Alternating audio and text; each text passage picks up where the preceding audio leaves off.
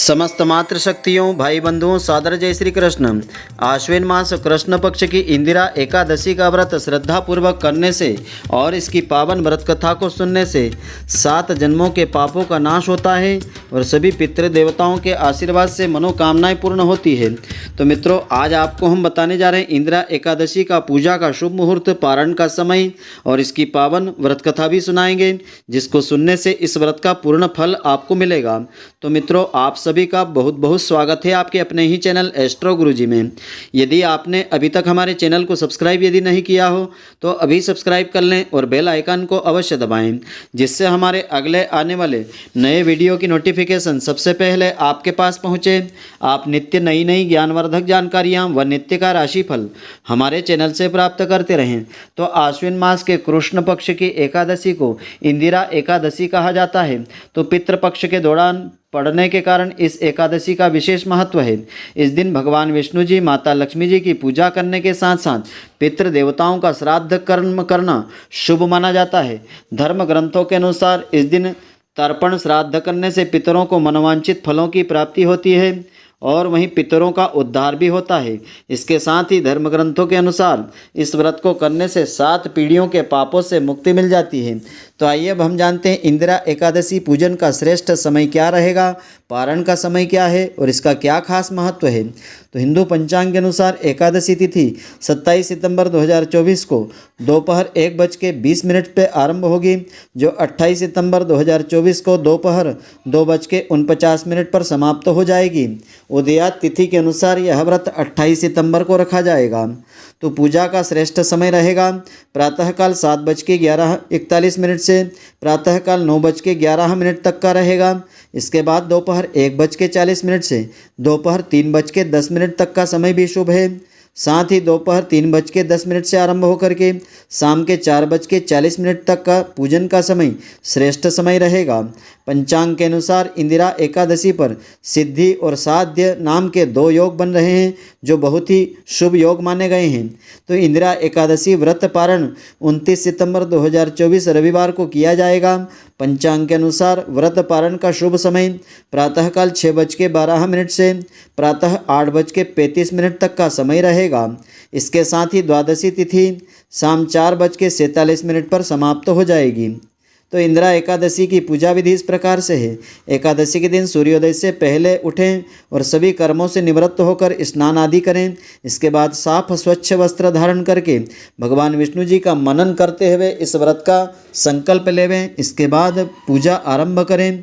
तो विष्णु जी को दूध, दही, घी, मिश्री और शहद मिला करके बनाए गए पंचामृत से उनका अभिषेक करें। इसके बाद पुष्पमाला, पीला चंदन, अक्षत आदि लगाने के बाद तुलसी दल के साथ भोग अर्पित करें। शुद्ध घी का दीपक और धूप जला करके विष्णु चालीसा, आरती, व्रत कथा का पाठ श्रवण करें। अंत में आरती करके प्रसाद लेवें और दिन भर व्रत रखें। शाम को भी भगवान विष्णु जी की पूजा कर लेवें। अगले दिन यानी द्वादशी पर अपने व्रत का पारण करें, व्रत को खोलें। तो इंदिरा एकादशी के दौरान पितरों का तर्पण करना बहुत ही शुभ माना जाता है। इसलिए प्रातः के समय देवी देवता की पूजा करने के साथ दोपहर के समय अपने पितरों का स्मरण करके उनके निमित्त तर्पण करें। इसके साथ ही गाय के गोबर के कंडे में शुद्ध घी, गुड़, खीर, पूड़ी आदि चीज़ें अर्पित करें। तो पितरों को भोग अर्पित करें। इसके साथ ही जल अर्पित करें। इसके साथ ही सदग्रंथों का पाठ करें। भगवान विष्णु जी के नाम मंत्रों का अधिक से अधिक उच्चारण करें। तो इंदिरा एकादशी के दिन तुलसी पूजा का विशेष महत्व है। इस दिन तुलसी जी के पौधे में जल नहीं चढ़ाना चाहिए। शाम को घी का दीपक अवश्य लगाएं। ऐसा करने से माता लक्ष्मी जी के साथ भगवान विष्णु जी भी प्रसन्न होते हैं और सुख समृद्धि का आशीर्वाद देते हैं। तो इस दिन श्रद्धापूर्वक भगवान लक्ष्मी नारायण जी की पूजा अर्चना करने के पश्चात यह पावन व्रत कथा आपको अवश्य सुनना चाहिए, जिससे कि इस व्रत का संपूर्ण फल प्राप्त होता है। तो कथा इस प्रकार से है। भगवान श्री कृष्ण जी ने कहा, हे युधिष्ठिर, इंदिरा एकादशी सभी पापों को नष्ट करने वाली तथा पितरों को अधोगति से मुक्ति दिलवाने वाली तिथि है।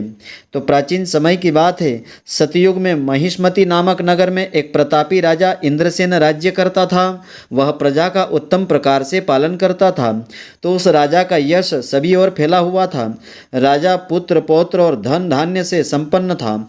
वह भगवान विष्णु जी का परम भक्त था। विष्णु जी की भक्ति में तत्पर होकर के गोविंद के मोक्षदायक नामों का जाप करते हुए समय व्यतीत किया करता था और विधि पूर्वक आध्यात्म तत्व के चिंतन में संलग्न रहता था। एक दिन जब राजा अपनी सभा में बैठा था तो आकाश मार्ग से महर्षि नारद जी पधारे।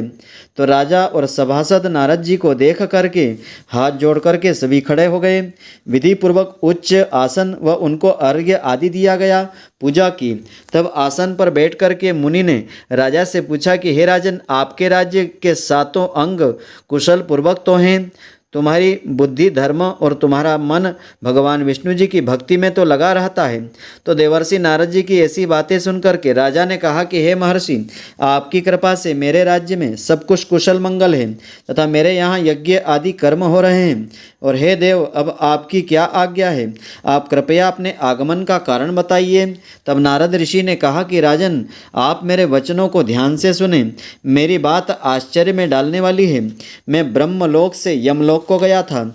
उसी यमराज की नगरी में मैंने महान ज्ञानी ध्यानी और धर्मात्मा तुम्हारे पिता को यमराज की सभा में देखा। मेरा मन दुखी हो गया। मैंने यमपुरी में तुम्हारे पिता के आने का कारण पूछा। मुझे बताया गया कि एकादशी का व्रत भंग होने के कारण तुम्हारे पिता यमलोक गए हुए हैं।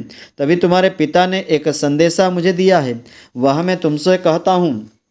तुम्हारे पिता ने ऐसा कहा है कि पूर्व जन्म में व्रत विघ्न हो जाने के कारण वे यमराज की पुरी में रह रहे हैं। हे मुनि श्रेष्ठ, यदि राजा इंद्रसेन आश्विन मास कृष्ण पक्ष इंदिरा एकादशी का व्रत मेरे निमित्त करके उसका फल अर्पित कर दें तो मुझे स्वर्गलोक की प्राप्ति हो सकेगी। तो राजा इंद्रसेन ने व्रत का विधान पूछा। इस पर नारद जी ने बताया कि आश्विन मास के कृष्ण पक्ष की दशमी के दिन प्रातःकाल स्नान आदि से निवृत्त होकर के श्रद्धापूर्वक पितरों का श्राद्ध करना चाहिए। केवल एक समय भोजन करें तथा रात्रि में भूमि पर शयन करें। एकादशी के दिन प्रातःकाल स्नान करें, फिर व्रत के नियमों को श्रद्धा भक्ति से ग्रहण करें। इसके बाद संकल्प करें कि मैं आज तप निष्ठा के साथ खान पान त्याग करके निराहार रह करके इस एकादशी का व्रत करूंगा। हे पुंडरीकाक्ष, मेरे संकल्प की आप रक्षा करिए। इस प्रकार नियम पूर्वक शालिग्राम जी की मूर्ति को विराजित करके उसके आगे विधि पूर्वक श्रद्धा व सत्कार से योग्य ब्राह्मणों को बुलवा करके फलाहार करवा करके दक्षिणा देवें। तो पितरों के श्राद्ध में पितरों को दिए हुए अन्नमय पिंड को गाय को खिला देवें।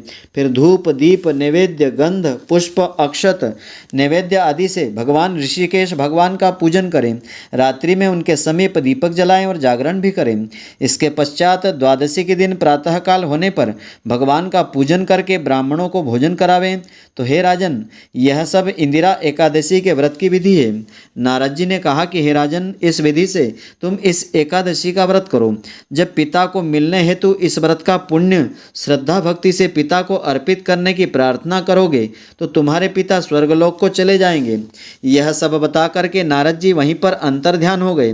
तो भगवान श्री कृष्ण जी ने आगे कहा कि हे धर्मराज युधिष्ठिर, तब नारद जी के कथन अनुसार राजा इंद्रसेन ने अपने बांधवों तथा राजपुरोहित और प्रजाजन के साथ एकादशी के आने पर विधि पूर्वक यह व्रत किया और बंधु बांधवों के साथ व्रत करने से भगवान विष्णु जी प्रसन्न हो गए और आकाश से पुष्पों की बारिश हुई।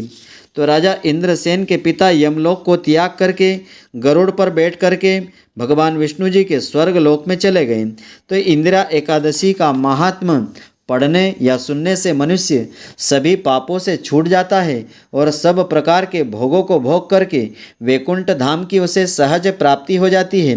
तो यह व्रत जो भी स्त्री पुरुष श्रद्धा के साथ करते हैं और इसकी यह पावन व्रत कथा को श्रवण करते हैं, उनके 7 जन्मों के पाप नष्ट हो जाते हैं। भगवान लक्ष्मी नारायण जी की कृपा से और पितृ देवताओं के आशीर्वाद से उनके घर में अन्न धन धान्य आदि किसी प्रकार की कभी कोई कमी नहीं आती है। तो यह जो वृत्तांत है, यह जो कथा है, ब्रह्म वैवर्त पुराण में वर्णित की गई है। इस व्रत में फलाहार का विधान इस प्रकार से है। इस दिन तिल गुड़ का सागर प्रातःकाल लेना चाहिए। इसमें तिल गुड़ से बने हुए पदार्थ, दूध फल मेवा आदि का सेवन भी आप कर सकते हैं। दूध से बनी हुई वस्तुओं का प्रयोग इस व्रत में आप कर सकते हैं। तो मित्रों, आशा करता हूँ कि आपको हमारी यह ज्ञानवर्धक जानकारी पसंद आई होगी। यदि आपको पसंद आई हो तो आप हमारे इस वीडियो को अधिक से अधिक शेयर अवश्य करें, जिससे कि अधिक से अधिक लोग इसका लाभ प्राप्त करते रहें और इसका फल आप लोगों को भी मिलता रहे। धन्यवाद। जय श्री कृष्ण मित्रों, फिर मिलेंगे।